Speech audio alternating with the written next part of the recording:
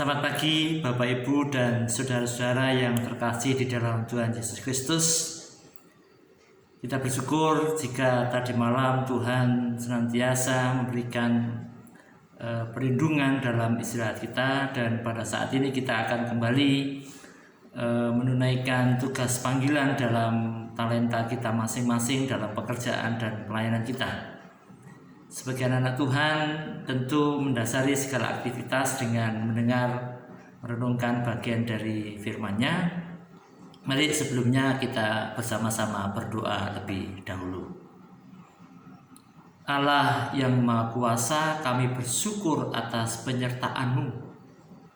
Kami bersyukur atas hari baru pemberian-Mu. Kami bersyukur atas kekuatan yang senantiasa Engkau berikan kepada kami untuk kami melakukan kegiatan kami hari ini. Kami ingin mendasari segala kegiatan kami dengan mendengar, merenungkan bagian dari firman-Mu. Bersabdalah ya Tuhan, kami semua siap untuk mendengarkannya. Amin. Pada hari ini bacaan diambil dari Imamat pasal yang ke-9, ayat yang pertama sampai dengan ayat yang ke-11, dilanjutkan ayat 22 sampai dengan ayat yang ke-24. Sebagai dasar natsnya saya membaca di ayat yang ke-24 yang demikian. Dan keluarlah api dari hadapan Tuhan, lalu menghanguskan korban bakaran dan segala lemak di atas mezbah. Tatkala seluruh bangsa itu melihatnya, bersorak-sorailah mereka, lalu sujud menyembah. Saudara yang dikasihi dan yang mengasihi Tuhan, salah satu ciri terbaik yang dimiliki oleh anak-anak pilihan Tuhan adalah bersyukur. Bersyukur beraneka ragam kegiatannya. Cara orang mengungkapkan rasa syukur itu beraneka ragam. Nah, salah satunya adalah bersyukur karena pemberian Tuhan yang luar biasa dalam hidupnya, yang bisa kita pahami, yang kita terima, baik yang kasat mata maupun yang tidak kasat mata. Nah, bersyukur itu juga merupakan bentuk dari cinta kasih yang dimiliki oleh orang-orang percaya dengan memberikan apa yang sudah diterima lebih dahulu dari Tuhan, dibagi kepada yang lainnya. Nah, dari beragam rasa syukur itu tentu setiap kita pernah melakukan dan memiliki dimensi pemahaman yang beragam juga. Nah, hari ini kita membaca, merenungkan dan mengingat kembali tentang bagaimana bangsa Israel pada waktu itu ketika harus menunjukkan rasa syukurnya kepada Tuhan dengan memberikan persembahan, dan persembahan yang diberikan kepada Tuhan itu yang terbaik. Nah, pada saat itu memang bangsa Israel memiliki sebuah tradisi untuk senantiasa membawa korban persembahan kepada Tuhan, dan beraneka korban yang dimaksudkan termasuk adalah korban penghapus dosa, begitu. Nah, yang menarik dalam cerita itu sebenarnya mengacu dari nats kita, mereka ketika mempersembahkan korbannya secara manusia biasa tidak memahami persis apakah korban yang akan dipersembahkan kepada Tuhan itu bisa diterima atau tidak. Tetapi yang menarik adalah bagaimanapun juga pikirannya yang belum bisa dikatakan menentu itu mempersiapkan bentuk persembahannya itu tidak hanya sekedarnya, tetapi dipersiapkan dengan sungguh-sungguh jenis korban yang akan dipersembahkan, cara ritual yang dilaksanakan itu dipersiapkan dengan sungguh-sungguh dan tidak sembarangan. Juga pasti tidak mengada-ada. Karena persembahan yang dipersembahkan itu bukan kepada manusia biasa, tetapi kepada Tuhan. Sehingga sikap, tindakan, perilaku, dan cara mempersembahkan dan memberikan korban pasti lebih dari kebiasaan jika mereka memberikan sesuatu kepada sesamanya. Nah, menjadi sangat gembira dan penuh dengan syukur, dengan dilampiaskan sujud syukurnya ketika persembahan korbannya itu diterima oleh Tuhan. Nah, saudara-saudara yang dikasih dan yang mengasihi Tuhan, maka pada saat ini cara kita mempersembahkan kepada Tuhan juga tidak main-main.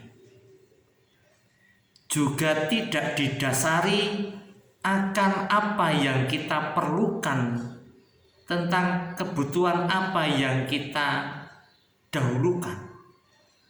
Tetapi persembahan kepada Tuhan didasari dengan rasa syukur betapa Tuhan senantiasa mencukupi segala kebutuhan kita. Jadi mempersembahkan kepada Tuhan tidak didasarkan kepada kebutuhan yang lainnya itu apa, sehingga supaya nanti tercukupi, ditata dengan baik secara nalar manusia.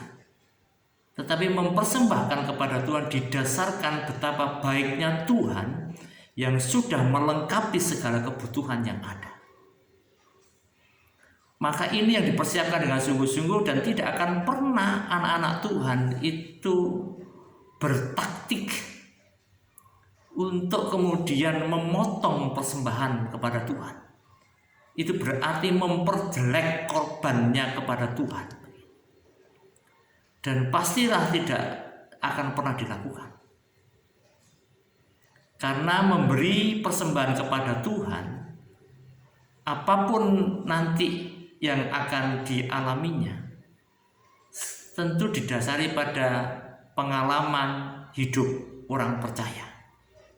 Kebaikan Tuhan itu pasti terjadi.